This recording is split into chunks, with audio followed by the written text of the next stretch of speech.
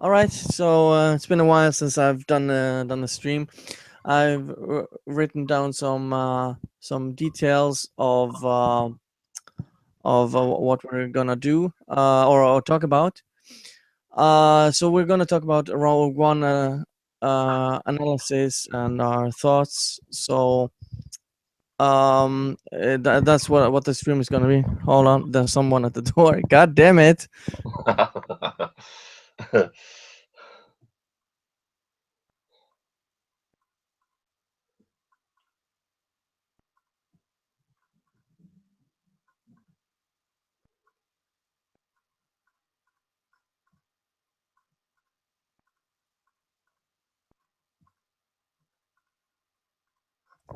Yeah, sorry about that. Just neighbor. Um, yeah. So we're gonna first go down with the characters. That's how I plan it out, and then we're gonna go through the plot and talk about what we thought about it. And like I can just say it now because this movie compared to Force Awakens is way better, Oh, way good. better. I don't know what. I Yeah. I I, I was really worried that this one was gonna be way worse or just as bad as Force Awakens. Um, let's start off with Jin Ursa. You're a little bit echoing, Benikeda. Yeah, there's nothing I can do about that. I think it's just a stream. Okay. Yeah. So Jin Urso, like, what do you think of her character? But I thought she was a pretty solid character. I mean, I've seen a lot of people moaning, complaining that Star Wars lately has just had female leads, and I just say, so fucking what? It doesn't bother me at all. As long as the character's relevant and good in the role, it doesn't matter if they're male or female to me at all with Star Wars. And I think she was really, really good. And a lot of the criticisms that I've seen from a lot of the online movie reviewers is that these characters weren't developed enough, and I think that's bullshit. I mean, they've only got a limited amount of time to develop characters in a movie like this. It's not like a TV series where they can develop characters over a long period of seasons. But I think they did a really good job with Jen Ursa. I mean, you really felt for her in the end. Yeah, because that's the character you most of the backstory and kind of her motivations. You kind of get backstories for the others who want, but you can't set up. You don't have the luxury of like a superhero origin movie. I think we've been spoiled with that. I don't know if you. Yeah, I mean, it's like it's like people don't go in there. You automatically connect with the characters because you realize they've got this camaraderie with each other. It's like the Dirty Dozen. If you watch the movie The Dirty Dozen, and that's only got the space of a film to make you want to feel for these characters in the end. It does exactly the same thing. You have to. I think with a lot of these online reviewers is they go into it and they're too analytical. They're not letting themselves be drawn into the movie because they're analyzing it for every single shot and camera angle and all that type of shit. Whereas people like us, we go in there for escapism. We lose ourselves in the movie, and I think that's the difference. Yeah. So as you said, I don't really care um if there's a female lead. Um, but how they did it in The Force Awakens was pure crap. How they handled the entire movie. I didn't So I didn't really mind Force Awakens, but I think there was a lot of similarities between that and A New Hope. A lot of similarities, and that and that Ray was a Mary Sue. well, yeah. I mean, you can kind of say that. I mean, me personally, I thought Ray was a decent character. I thought she was okay, but I think there were some Yeah, scenes. I mean her character is fine, but how she gained the powers, that was the biggest thing. Yeah, She could do everything in the movie. And But compared to this one, you know what I think? I think that's something that's going to be revealed in the other movies. I think that Rey has already been trained as a Jedi. I think she's just been like mind wiped or something to make her forget what her I true know, powers are. but that's not explained. But let's go back. We digress. Otherwise, we're gonna talk about Force Awakens too much. Yeah. But just for comparison's sakes, because there are two female leads, I thought personally that Jyn Erso was way better. Oh God, yeah. Because I think with Jen Erso, you saw her be like this character who just didn't really give a shit, and by the end of the movie, she did give a shit about the Rebel Alliance, and she realized like halfway through the movie that this was a necessity. This is something she needed to do, and Yeah. you But kind of got where she by was the way, coming from. just for the viewers, I'm gonna put it in the description, but it's gonna be spoilers here. So if you haven't watched the movie, so That's kind of why I've been holding back a bit. I didn't know if this is going to be a spoilers or not, but if it's going to be spoilers, then let's go for it. yeah, I'm just if people wanna like stop and watch the movie and come back to the stream, I recommend that. Um, but yeah, we're gonna spoil shit. So Yeah, a lot of people were actually criticizing Saul Guerrero as well, saying that, oh, I didn't get his character, he was too way out there. But for that, really, I think what they should do is watch Clone Wars because that really highlights why he is and the way Rebels, he is. he's gonna be a big part in the Rebels, the show between 3 and 4 before Rogue One. Yeah, because he's kind of a in Clone Wars, he's kind of normal, but over time you can see how this war with the Empire, because he's at odds with the Rebel Alliance eventually as well, and that kind of sends him over the edge a little bit. Yeah. Um. Yeah, that's true. If you watch the Clone, it's been a while since I watched it, but I know he's in it. So, we can move on to Cassian Andor, who's like the uh, I don't know, sidekick, or what should we call him? I would say, if I was going to describe it to anything, I would say that Jen Erso's like a Luke type character, and I would say he's more like Han Solo. If you're going to make that kind of distinction, sort of thing, Yeah, that's fair. because he really you could. I mean, the first Star Wars movies, everything was black and white. The Empire was evil, the rebels were the good guys.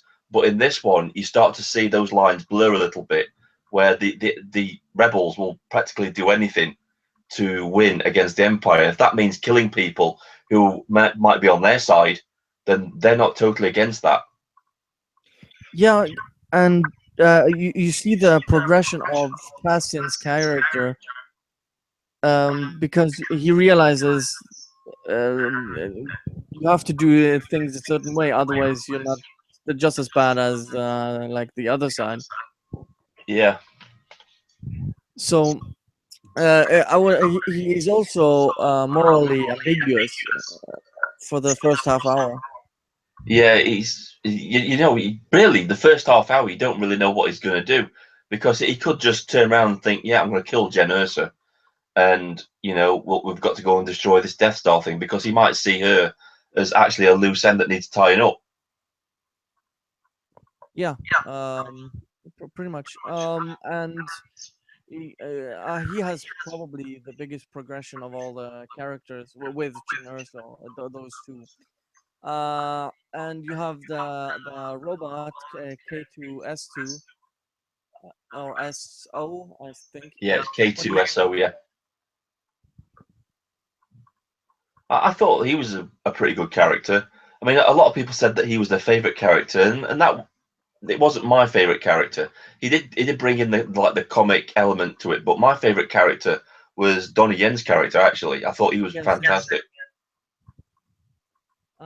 But yeah, I think he brought some humor and actually some humanity to it as well, because most of the movie is like chaos, and he's like the calm one, rational one, if you can Yeah, put it that way. Um, and you also see the sacrifice he does, even though he's a robot. Yeah, I mean, this is another criticism as well, isn't it? Really, where they say the characters weren't developed enough, so you didn't care about them towards the end of the film, and it's not true. I mean, it had me caring, and I was like looking at my girlfriend saying they cannot kill K2SO off, they can't kill him off, and they did. They just, and that was him making his sacrifice for the humans, and Yeah, if they can because make you feel for an inanimate robot thing, then they've done their job. yeah, and I actually had a bet with my brother because I waited until I visited him and watched the movie with him, and I had a bet with him that people were gonna survive this movie, and I was kind of wrong. Yeah, I was like going into it thinking, there's no way in hell anybody's going to survive because I envisioned, I was wrong about this part. I envisioned Darth Vader turn up and just slaughtering the whole lot of them. Yeah, that's what I expected. Yeah, Yeah, so you had the K2S2, which was funny. I thought he was a really great character. Chirrut Imwe, which is Donnie Yen's character. What do you think about him? I thought it was pretty good. I think it was a great way to have a Jedi in the film without having a Jedi in the film. Yeah. It kind of Well, it gave you a different angle as well to the way that the Force is perceived because it's actually a religion and there are non-Jedis who actually worship the Force. I thought that was really good as well, and not a lot of people in the movie theater I was in actually picked up on the fact that you could see fallen Jedi statues on the ground. They just thought yeah, they were rock. It's like, yeah, they're Jedi's. This is like the Jedi's Mecca, this planet that they're on. yeah, and um, something I saw. I don't know if you saw this in reviews or anything like that, but I saw people calling him basically racist and pandering because they were trying to appeal to the market in China, which No, is really you see, that's what happens when you go into a movie and you've got a political ideology instead of just watching a movie. I didn't see that at all. It's the same thing with this, with the alt right and the dump Star Wars bullshit. I didn't see anything in this movie that would suggest that they were talking about Donald Trump. I just didn't. I yeah, don't, and over 100 million. You blow my fucking balls. Because this is a spin-off, so it would never make as much because casual fans who are like to watch maybe Star Wars, uh, that they don't get that this one was between 3 and 4 yeah, I mean, and they getting the plans. Oh, your mic cut out. they're like they're trying to really. They say it's a standalone movie on itself, which it is. But if you want, it's kind of like an unofficial carry on from the Revenge of the Sith. I would say it's more of a carry on from A New Hope because it fits more into that movie than it does Yeah, Revenge of because the Sith, really. it's so many years later from episode 3, so it's not really a. If there ever is a like a continuation from 3, it would be Vader hunting down the rest of the Jedi. That Yeah, would be. I mean, I think it's good that they had lots of characters from Revenge of the Sith in Rogue One. I mean, we had Mon Mothma, the original actress who was cut out of Revenge of the Sith. We had the guy who played Alderaan's leader. I forget his name. Bail Organa. Yeah, that's it. And they had which tied those two movies together, really. Yeah. Um. The way I looked at it was not just with Chirrut Imwe, but also the other Guardian.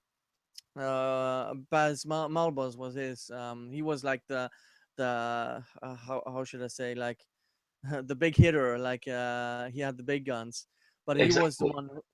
But he had lost faith, and you had like the religious on could actually use the for or um listen to the force in some way, because he wasn't a Jedi, but he could utilize it to his advantage, even though If he had gone up against Vader, he wouldn't have any shot in hell No. of defeat. I think what it is, I think he was like more or less like Leia. He was force sensitive, but he couldn't actually use it to the extent that Jedi's could use it. Yeah, he could use it to enhance his senses and reflexes, but that's about it. Yeah. But the other one, Bas Malba was the heavy. I really liked his. We can talk about this later, but his like sacrifice scene. I really liked that one. Yeah. That was probably my favorite one. And you had the big bad guy, Krennic, the director of the Death Star, played by Ben Mendelsohn. How did you like his character? I thought he was really good. You know what? Right. And I've seen reviewers say this. I think that the Marvel franchise, they need to take a note from Disney when it comes to villains in Star Wars, because Krennic was an awesome villain. He really was. You understood what his motivations were. His motivation was power. He built this massive weapon of destruction to impress the Empire and the top ranks of the Empire. He didn't care how they were going to use it. He was just saying, "Hey, look what I've built," sort of thing. And you saw that when he went to when he went to Vader's castle and he was talking to Vader about it. When he says to Vader, "You will, acknowledge that it was me who was responsible for building this, won't you?" And that sort of thing. So you got his motivations, and the best way to do a good villain is to understand why he's doing the things that he's doing. Yeah, and I actually liked that there was conflict between him and Tarkin, because Yeah. that was his the reason why he was all over the place in the movie, which I actually really a lot of people like had issues with. Because his character was CGI, but Tarkin was really well done compared to Leia. Leia kind of got me out of it because it looked too weird to me. But Tarkin was actually really well made Well, compared to Leia, in my opinion. yeah, I saw a lot of people complain, saying it was disrespectful to use, but they're not really bringing Peter Cushing back. They're bringing back the character of Tarkin, who was played by Peter Cushing. And they did actually get the permission from his family to do this, and they wanted this because they thought it was a great honor to have him in a new film that he was in when he was alive. But yeah, So Tarkin itself, I thought the way they did Tarkin was fantastic. A lot of people are questioning the CGI and that sort of thing, but I thought it was really well done, really well yeah, done. I thought it was fantastic, almost uncanny valley. I could kind of notice a few like sometimes it was CGI, but for the most part it was really really well made. And What a lot of people don't actually realize is that they used old footage of Peter Cushing in order to get the motion capture for Tarkin. He was played by an actor. They actually superimposed the finished product onto an actual actor and then filmed it. oh, I didn't actually know that. Yeah, Huh. they took old footage from when he was doing test footage in the original Star Wars movie. All right, that's pretty cool. But I really enjoyed the dichotomy or like the rivalry between Krennic and Tarkin. Yeah, That was because like you had like really. this power struggle from a character you already know about, and then you've got Krennic, who you know from like episode 4 is more or less completely drummed out of the Death Star project because he's never mentioned again. And you're Yeah, like, yeah, Tarkin just steps in and takes all credit for it. yeah, pretty much. That's what it does. And then, like you mentioned earlier, Saw Gerrera, who wasn't the biggest part of the movie, but what did you think of his involvement? I know a lot of people like said it was a waste of character, but I would strongly disagree. No, I think it helped develop other characters. I think he was there to help, have characters play against him. I think what was his name, Captain? What's his name? The Jen Ersa's Cassian friend who Andor, was Cassian Andor. yeah. I think he saw in Saul Guerrero what he could become if he didn't tone down his attitude, and I think that's something he took away from his interaction with Saul Guerrero. That you know, if I don't care about people, I will eventually become like this guy. Yeah, and he also gave, I think, the motivation Jin needed, the Yeah, push Jin needed, because he was the one looking out for her all this time when the father vanished, which really leads me to Galen Erso. He wasn't really the biggest part, but he was really like the catalyst for everything in the movie. yeah. I think for me, his role in it was basically to undo a major flaw that they had in the first trilogy, which was obviously the exhaust port. I thought that was an excellent way of clearing up all this criticism about, oh, they build this massive death weapon yet they make it vulnerable. To make that a deliberate thing, that this was an act of sabotage, was just fantastic, brilliant. Yeah, I weaving that in, it was really really well. I have to give all credit to Gareth Edwards, because the way he handled the entire project, all the characters, I just have to give big props to him, because I thought he did a magnificent job compared to J.J. Abrams. As I said earlier, I despise episode 7, but we also had the pilot, who was inspired by Galen Erso to actually uh, like give the message to Jin and Saw Gerrera, Yeah. who he didn't have like the biggest role, but you saw someone flip, because you got an insight that people in the Empire weren't aren't black as white as well, because he who was part of the Empire and it flipped because he didn't think what they were doing was right. Yeah, you get a sense that the empire really does have its jackboot on people's throats, and sometimes people aren't there members of the empire voluntary. They've been conscripted and they're forced to do things for the empire. Like Galen Erso himself. I mean, he didn't want to build the Death Star. He was forced to do it. When he realized what the empire was up to, he actually ran away from the empire, and they came looking for him. Yeah, but you also saw like Saw Gerrero like mistreating him or almost torturing him, Yeah, which was you again saw the moral ambiguity from like the rebel side, like torturing people to like make sure of them, telling the truth and things like that. And I then we mean, have the oh, go ahead. talking about the Empire having its jackboot on the throat of people, that Star Destroyer, all but just sitting over the city of Jeddah, was like a giant jackboot, just ready just to squash it. I think that was really well done as well. It was just like a massive show of power from the Empire, that we can just have a ship orbiting your city, and if you don't play by our rules, we'll just obliterate you. Yeah. And last but not least, he was only in two scenes, I believe. I would have maybe liked one more, but Darth Vader. In the I scenes he's in, I'll Jesus be honest Christ. with you, and this is my opinion. I think they used Darth Vader really well. I think if they'd have overdone it with Darth Vader, it would have taken away from the first time we see him in Episode 4, because Yeah, you understand I his, you kind of understand his motivation, why he's so angry in the first 5 minutes of A New Hope after watching Rogue One. yeah, he's really pissed. He Oh chokes yeah, the guy to death. yeah. Like he's really fucking pissed. But He didn't hold back at all. He's just like, yeah, this is why the rebel soldiers just don't. It was like watching a scene from Force Unleashed.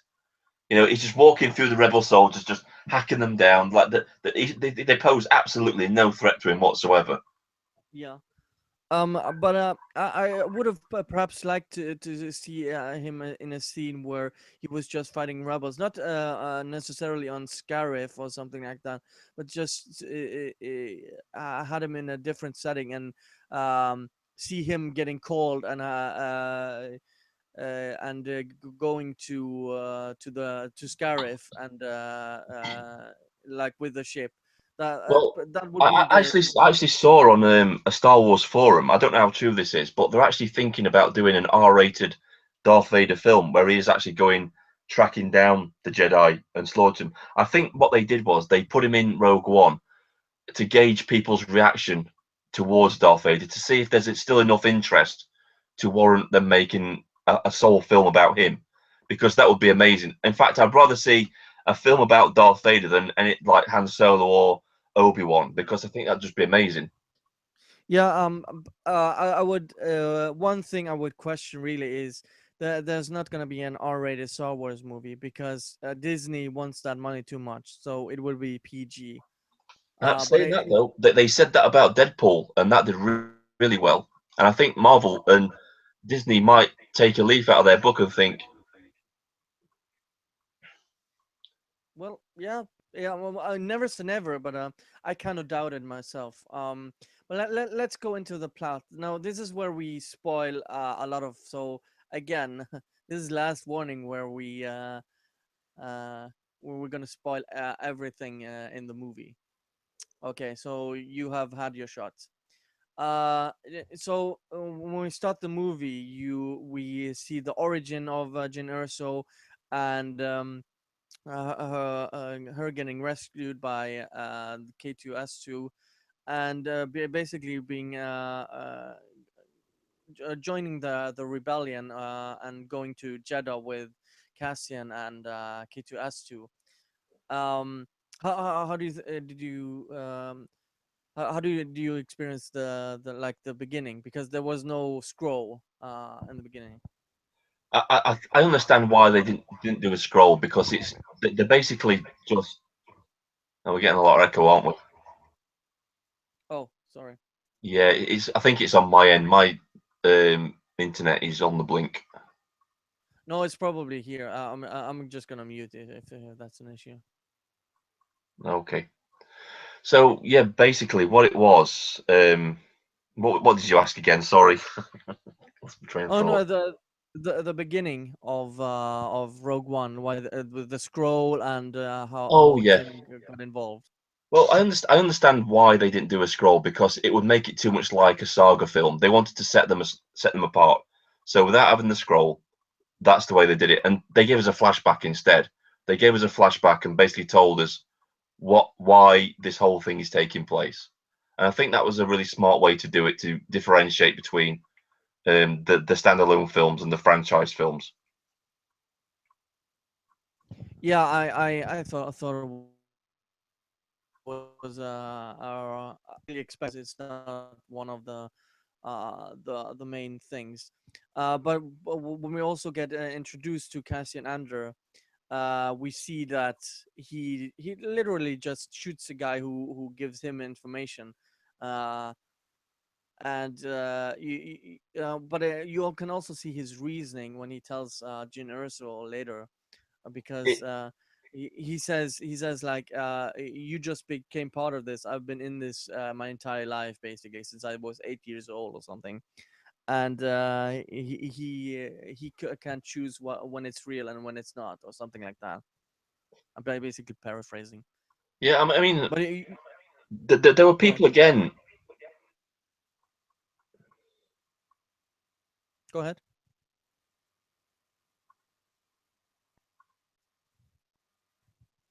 Is your mic working? Hello. So I've just been trying to adjust the settings a little bit just to. Okay. Yeah, Okay. I thought you were gone. Yeah. Go ahead. um, With Cassandra. Cassian Andor. Yeah, I mean, the guy was actually. I thought he was pretty good. You understand his motivations. He reminded me a lot of like a French resistance fighter that, in World War II, if they had people who were wounded and they couldn't really carry off or whatever, they would shoot them to avoid them being captured by the Gestapo and giving away information through torture and sort of thing. So you understood his motivation with that sort of thing. But people complained that, oh my God, Star Wars, this guy just shot him in the back. Han Solo shot Greedo under the table in the first Star Wars movie. So that was kind of like a parallel between that sort of thing. So I don't think it's something that we haven't seen before in Star Wars, where somebody's just been shot just out of hand. Yeah, and you also see this in the Battle of Edu, where um, first of all, you see that as also see Cassian shooting one of Saw Gerrera's people when they have the big fight in Jeddah. I actually really liked how um, Cherot Imwe, the Donnie Yen character, took down all those stormtroopers, which was really badass. Um, but you saw Cassian Andor taking down one of or several of Saw Gerrera's again. Not and he also had orders to kill Saw Gerrera as well, which also showed the darker side of the rebellion. You still there? Yeah, I'm just trying to avoid the echo. Yeah, yeah. I don't know what did you think about that,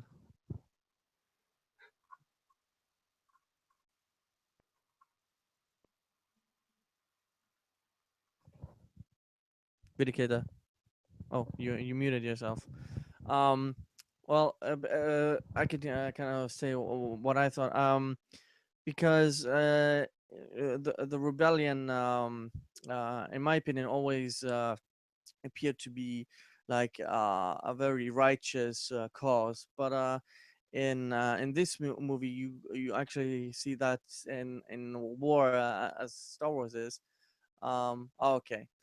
Um, and yeah, in this one, you get to actually see that it's not black and white because it's not in war. Go ahead, Vindicator. I'm gonna mute.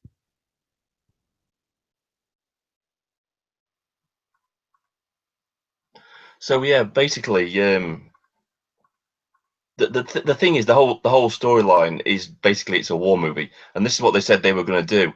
I got a lot of vibes from Saving Private Ryan and Black Hawk Down and that kind of thing from this movie.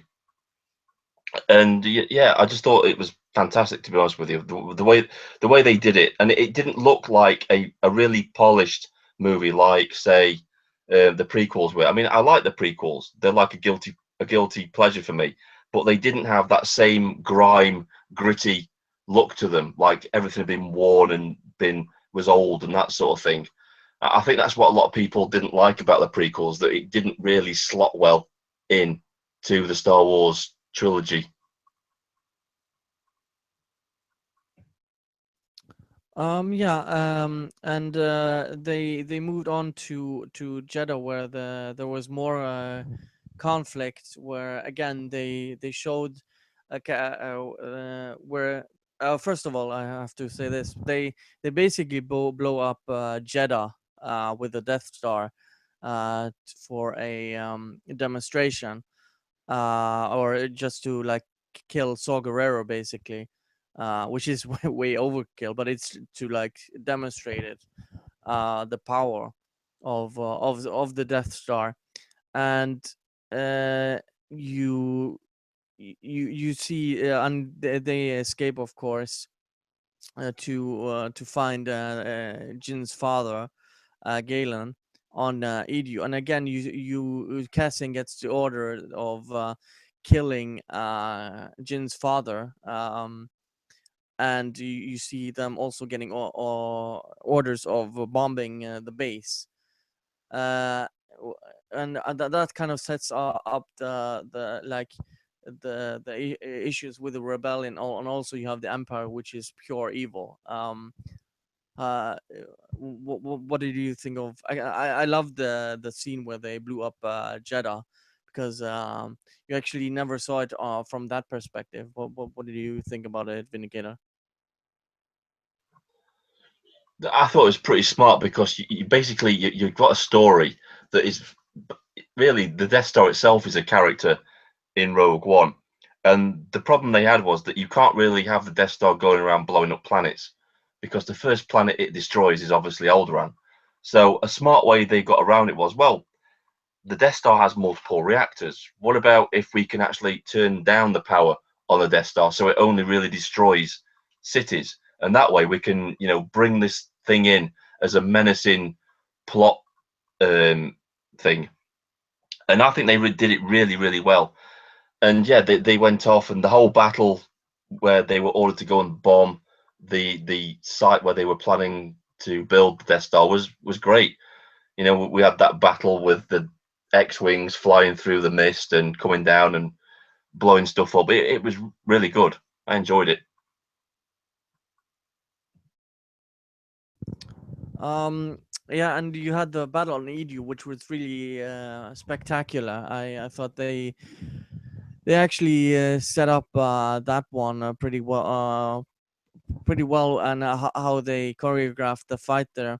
Um, and you see that this is where actually both of them get motivated, Cassian and Jin, because Cassian decides not to kill Galen, and you see Jin getting motivated because Galen Erso gets killed um, by the rebellion actually, even though Krennic was trying to.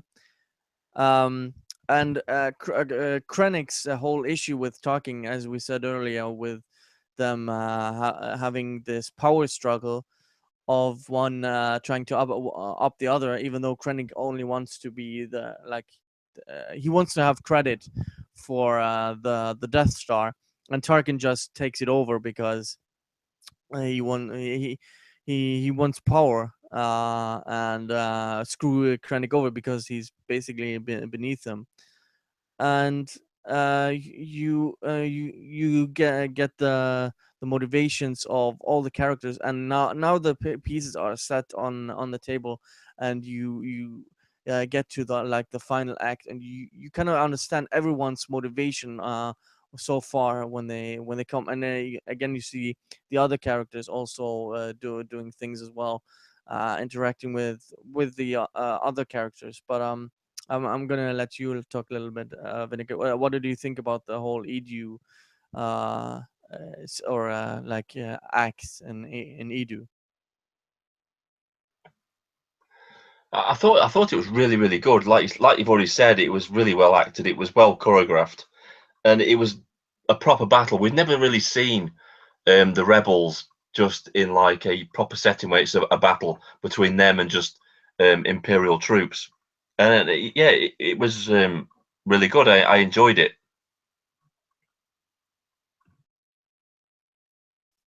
All right. And then like the last act is what kind of which we really made me like this movie a lot, because um first of all, you have the rebellion again not wanting to take the risk to attack the base of Scarif and get the Death Star.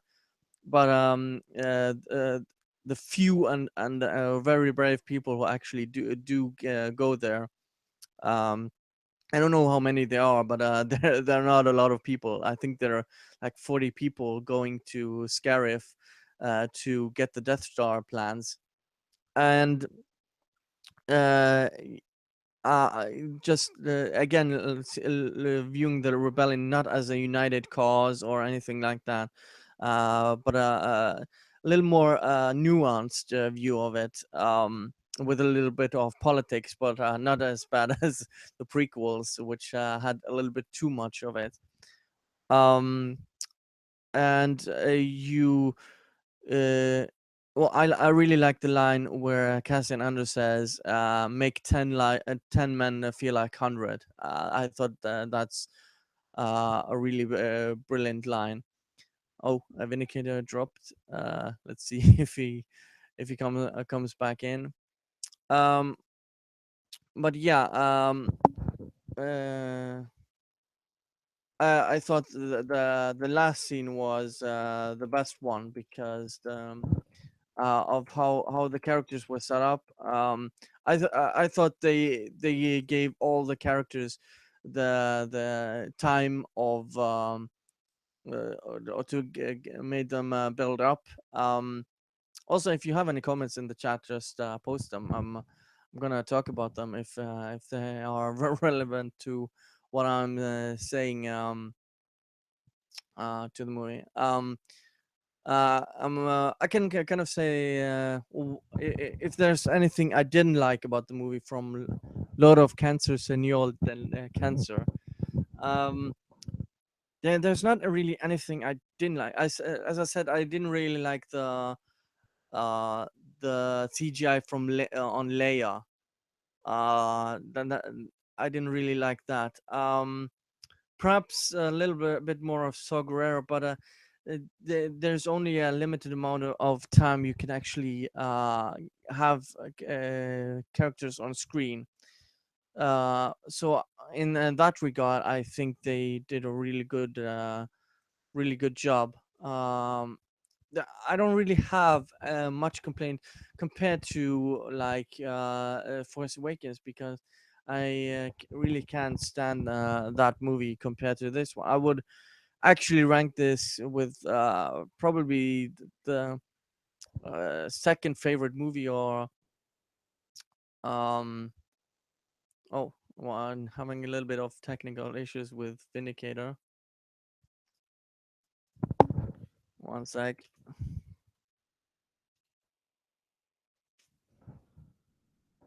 Um, so I thought Rogue One. I personally I think Episode 3 is the best one. But that's just me. I know people really hate the prequel, but I thought Episode 3 was really well done.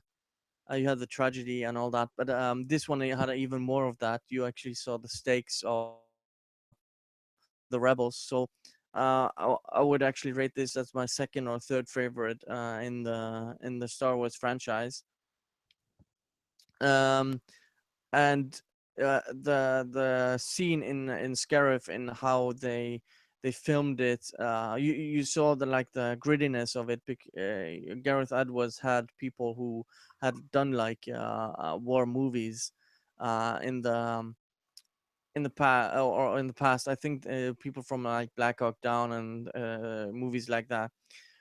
And uh, actually really enjoyed, and how they made it different. Oh, you're back, Vindicator.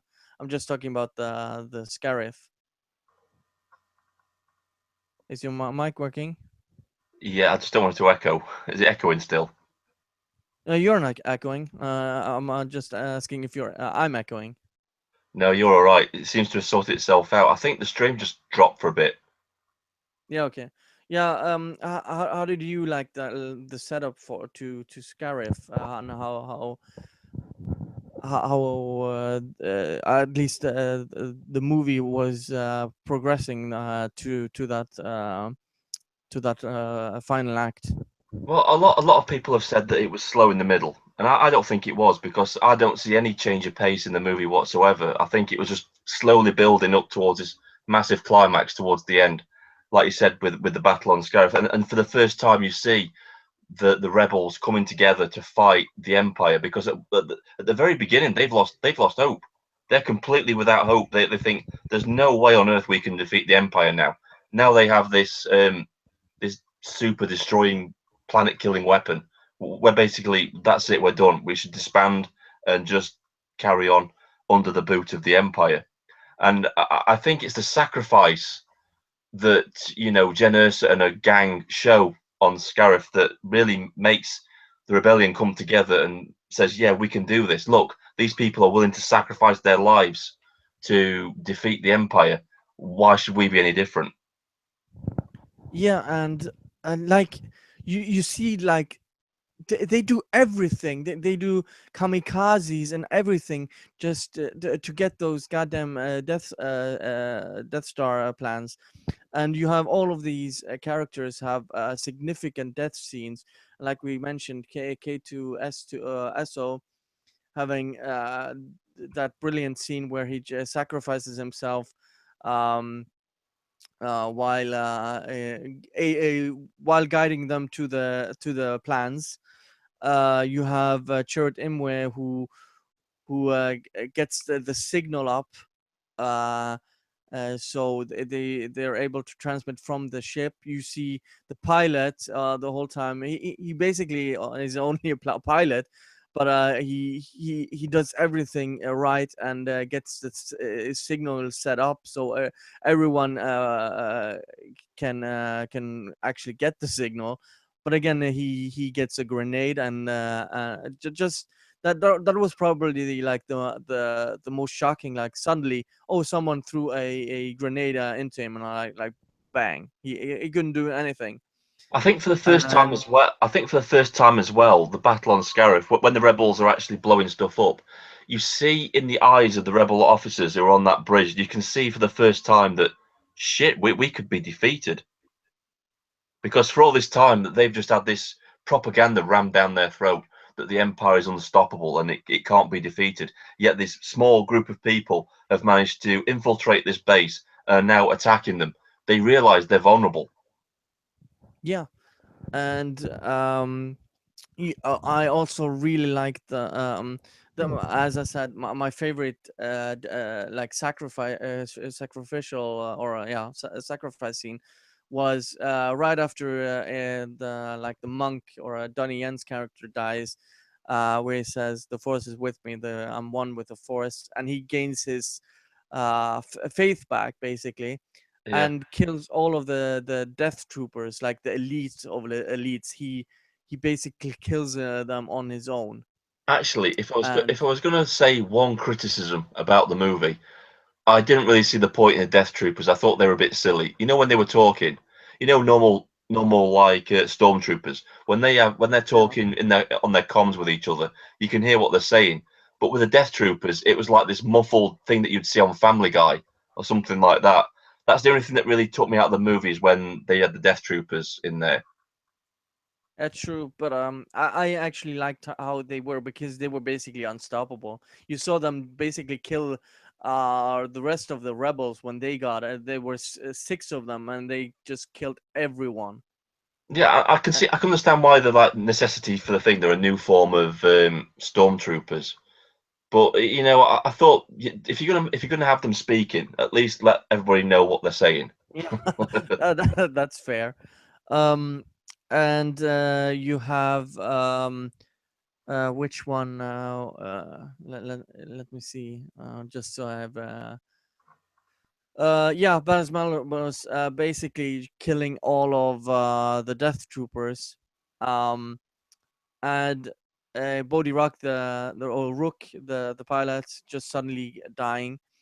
Um, and what I like the big thing, because the Empire, they weren't really aware of the flaw, because Krennic was the only one who actually knew about the flaw, but Tarkin was so goddamn cocky that he just destroyed the goddamn base with Empire soldiers on it, just to To like a quote, big fuck you to I- Krennic. I'm gonna do something here. To quote Thrawn, he became the architect of his own destruction. Yeah, basically, because because he was that power hungry that he wanted just Krennic gone, and he wanted control of the Death Star. But instead of just talking to him, he just he be yeah, architect of his own demise. Um, I really enjoyed that part of the movie, because again, showing the power struggle within the Empire, them basically killing each other over rank. That's basically what they did.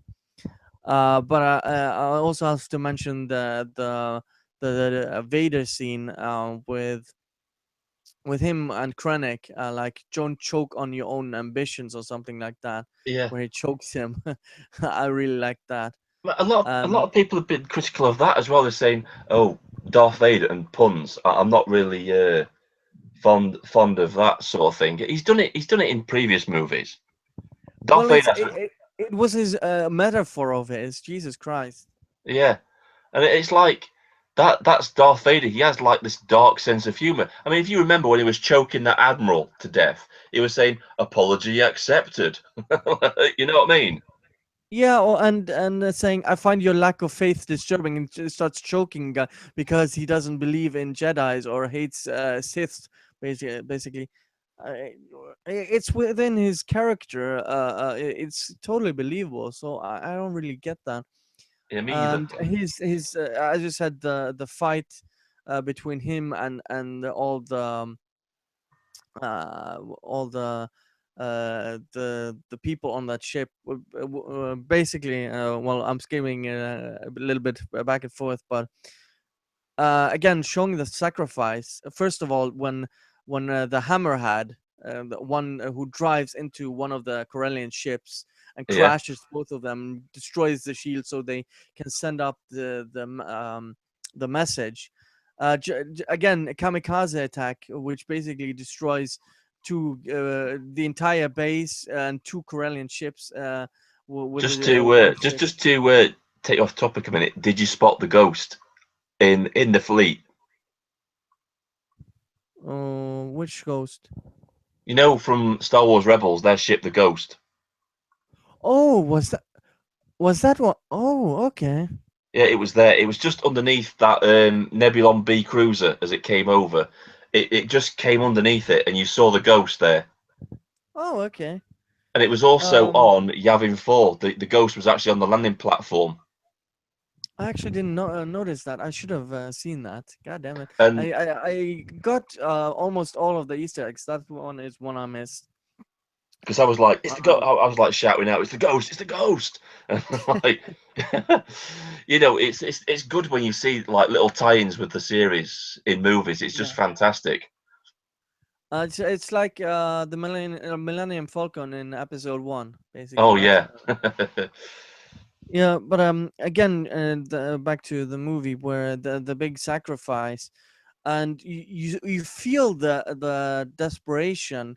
You also when Tarkin just blows up the goddamn city, and you see Jin and Cassian. They have nowhere to go because their ship is destroyed. The pilot, everyone is gone except those two, and the horizon is basically coming to consume them. Yeah. There Which was no. which is a really nice moment, but also just shows the desperation and the sacrifice all of them make. And you also feel the desperation when you see Vader just chopping down all those people inside that ship when they're trying to escape with the plans, and then he just barely gets it out of the machine, copying it, and tries to get out the door and just gives it to one of them, and they close the door. that Uh, that that just moment, that whole scene was completely dark.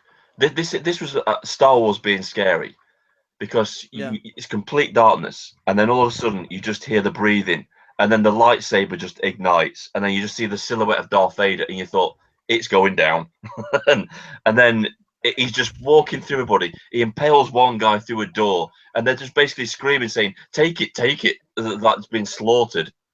It's just amazing. It really is.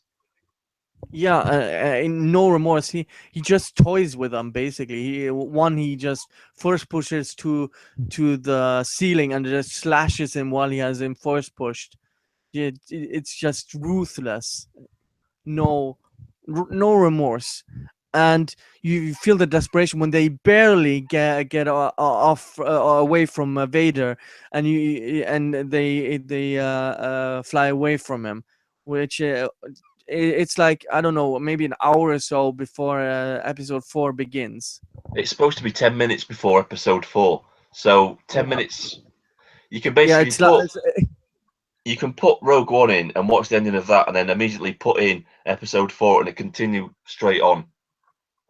yeah. I just thought the entire movie is I don't know if you heard it when you were gone, but I thought this one is probably my second or third favorite in the series. It's so well made.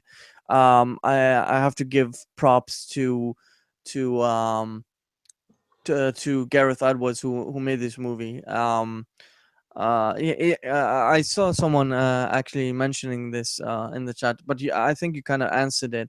Was there anything you didn't like except for the Death Troopers?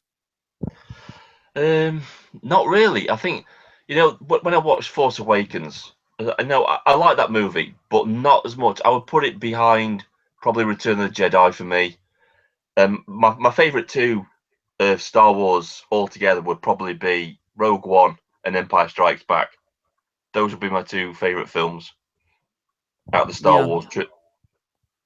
I have a big soft spot for episode 3, and that's my favorite. I know I'm really in the minority. It's 3, maybe Rogue One and Empire Strikes Back. It's like Yeah, I mean, out of the uh, prequels, I would say that Revenge of the Sith is probably my favorite. yeah, it's the best one. But I would recommend anyone actually if the spoilers haven't got them entirely off the movie, really recommend this movie.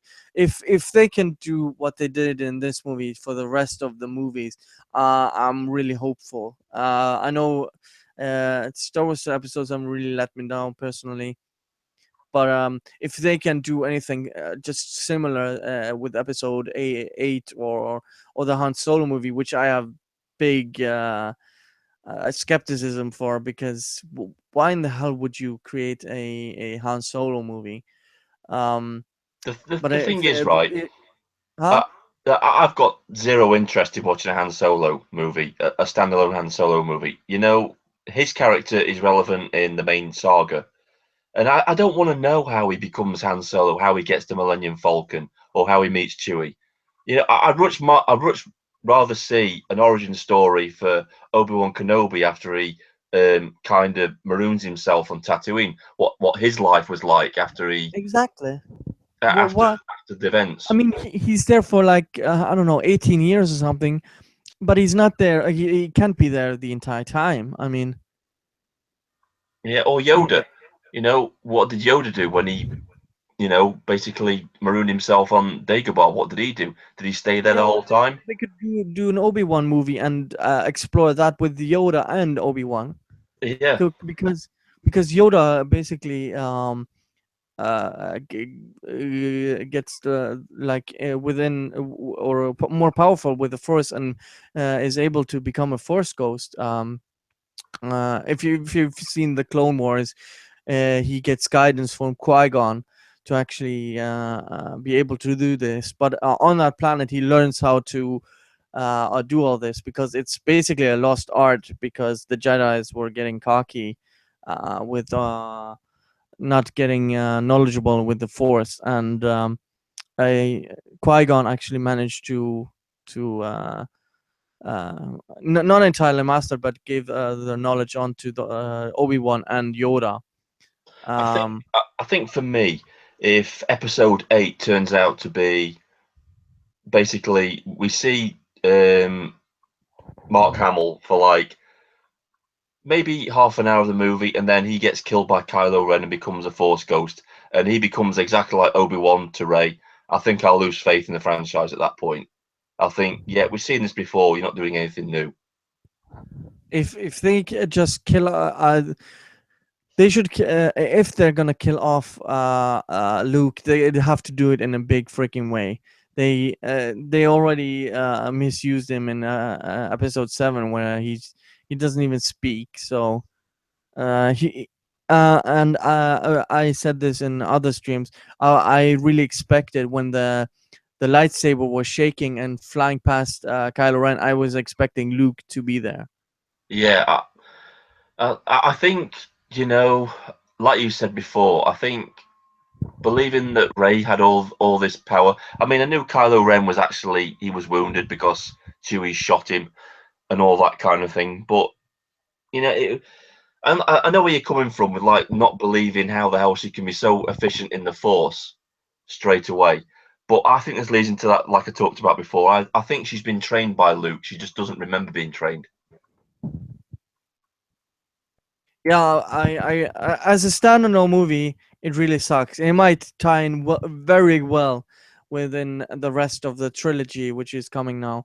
But at the moment, I really can't stand how they, as a single movie, it really doesn't stand well in my opinion, compared to No, Rogue One, which is supposed to stand alone, and they did it in a very really great way, in my opinion. I know a Norwegian guy asked me for a link. He just wanted to share his opinion. So just wait a little bit for him. I know we talked about the movie, but I think for me, I'm not even interested in a Boba Fett movie. yeah, I know they're talking about that, and what would be the point of that, really?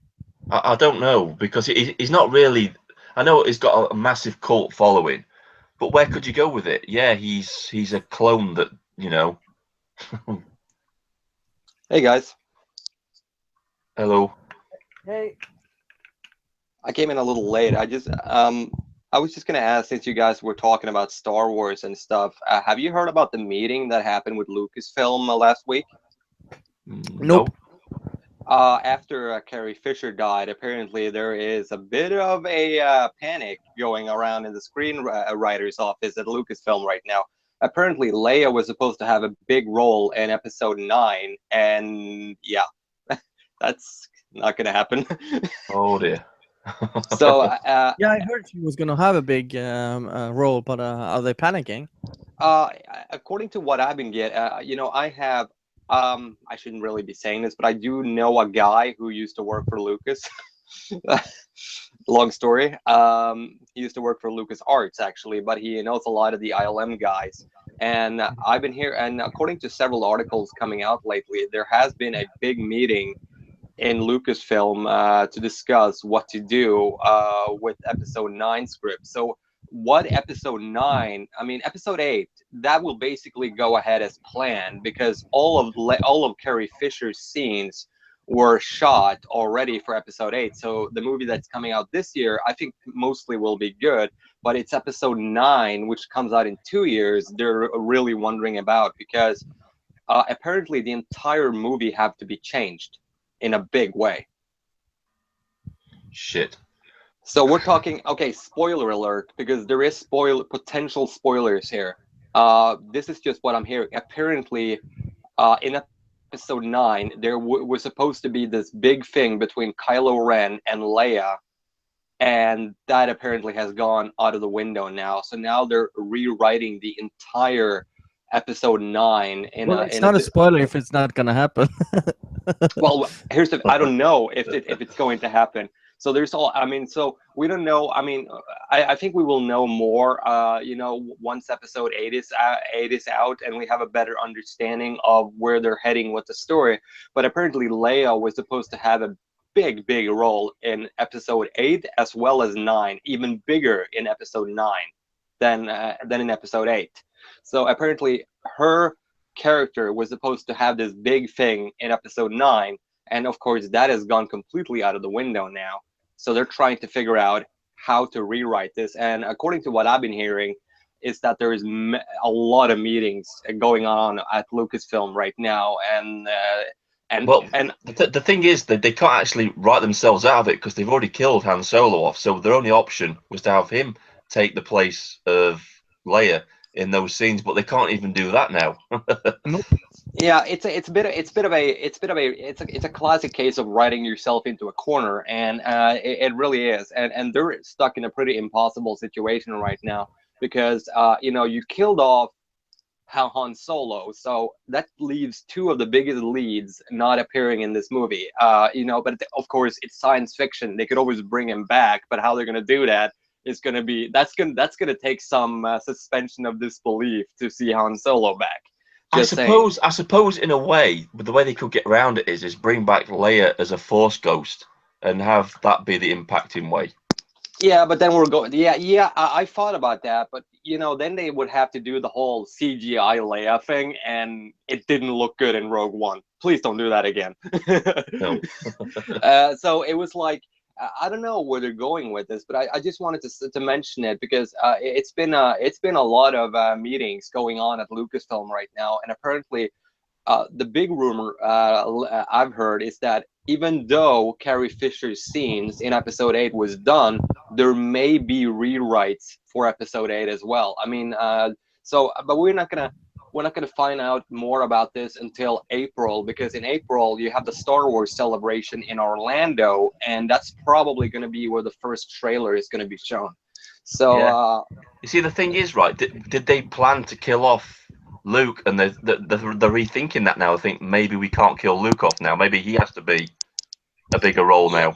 Yeah, that's what I'm thinking, because if they, I mean, first of all, Carrie Fisher is in episode 8. I mean, Leia is in this movie, but because she was all done shooting her scenes, and so that's confirmed by Lucasfilm that all her scenes for episode 8 is done. But what it means for episode 9, or if the story in episode 8 will have to be changed, because if they kill off Luke in episode 8, yeah, that would be, that would, not only would that be a shit thing to do narrative wise, but it would also be pretty fucked up to do to the fans. So I don't think fans is gonna like it, and I think if they kill off Luke, it's gonna be have an incredibly negative impact on the fan base.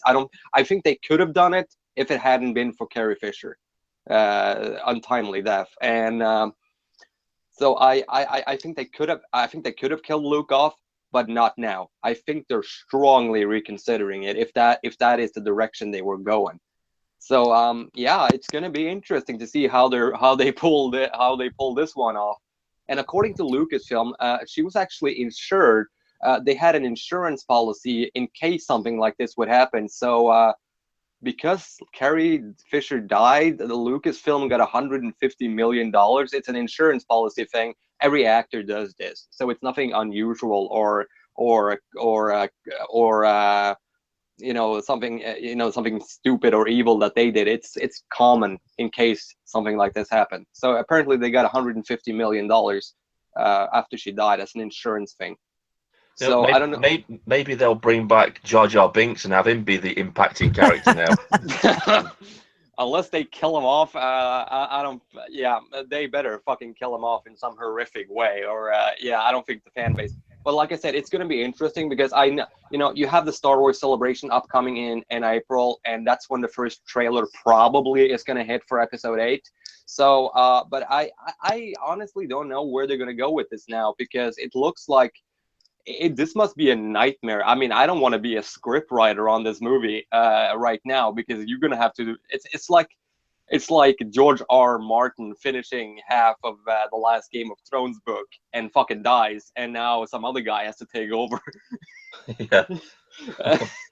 Yeah. So it's going to be interesting to see how this is going to be resolved. But I have no idea, man. It looks, it's a fucking chaos right now, and it's going to be interesting. That's pretty much all I got to say on it. Well, I can ask you, what did you think about Rogue One? I liked it, but I the big issue that I have with Rogue One. Okay, let me start off by saying the third act of this movie is fucking awesome.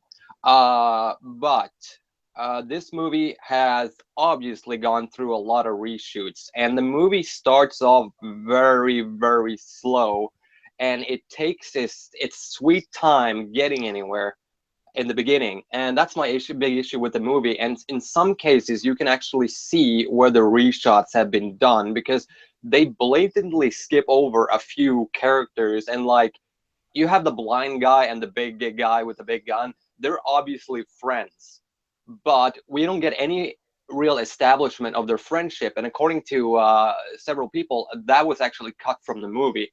So why the fuck was that cut from the movie? But we can spend hours on Jyn wandering through the fucking desert and not really doing anything. And I get that she is the main character, but come on, it was like some obvious reshoots. But the movie starts to kick in second gear, into high gear when you start to approach the third act of this movie. Once they get to Scarif, that is when I start to love this movie, because that's when it feels really, really Star Warsy. And there's a lot of great Easter eggs for fans as well. And one interesting thing is that they actually used some unused footage from A New Hope of the X-Wing pilots and cut it in there. So one of the actors who plays the Gold Star leader, he's actually the same guy who is in the old. Yeah, I noticed that. Yeah, and they actually just cut him in there.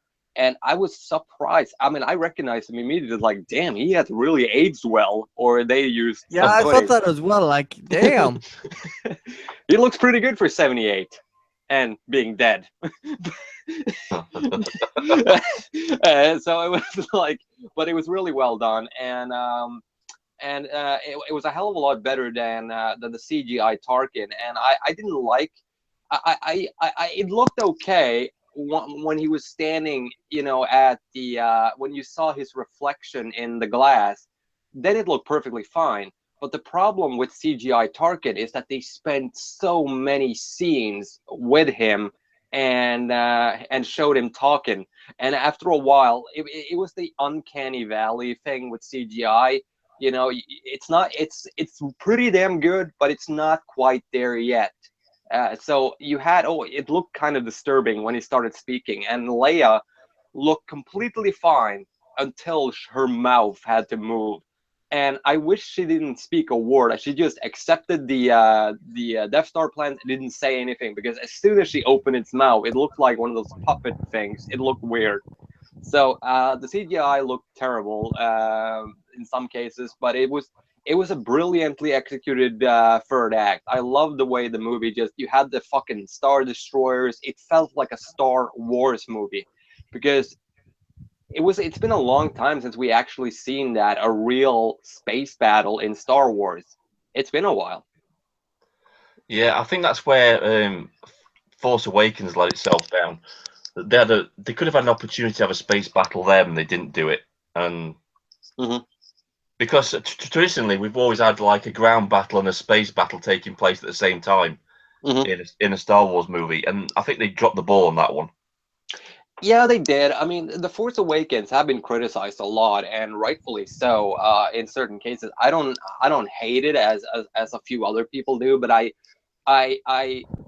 do see why a lot of fans have issues with this movie. It's not a movie that I was like, when I got home from the theaters, I wanted to see it instantly again. But I remember the second time watching Force Awakens, because the first time, I was hyped. I really wanted to enjoy it, so I didn't care so much about the flaws. But the second time I watched Force Awakens, then I started to notice things. And that's when my analytical movie brain, you have to be unbiased, even though you love Star Wars kind of way. And I started to look at the movie from a more analytical level. And then I started to notice all the flaws with it. And that's when I started to dislike certain things. And the movie is just way too similar to A New Hope. It's like they looked at the script of New Hope, changed a few things, and yeah, it's not an original movie. It doesn't take any risks, and that pissed me off a little bit. I mean, the excuse they used was to try and familiarize people with the franchise, because there are people out there that I don't know who they are, because I've never met one that hasn't seen Star Wars, and we have to introduce people to Star Wars, because there may be this one guy in Iraq who's never heard of it. Yeah. Anyway, I mean, J.J. Abrams dropped the ball on certain issues in Star Wars. I mean, the visuals were okay. I liked some of the actors. I don't agree with all the shit that Daisy Ridley's character has been getting, because I don't agree with all of it, because I do agree with some of it, but I don't agree with all of it. I'm actually curious to see what she is, who she is. It was so much, it was pretty clear that J.J. Abrams had a huge part in writing the script, because some of the mystic elements sounded a little bit like Lost. So it was like, what the fuck is going on here? Oh, we will tell you that in another time. And Luke's lightsaber, who he lost in Empire Strikes Back when Darth Vader cuts his hand off. Spoiler alert.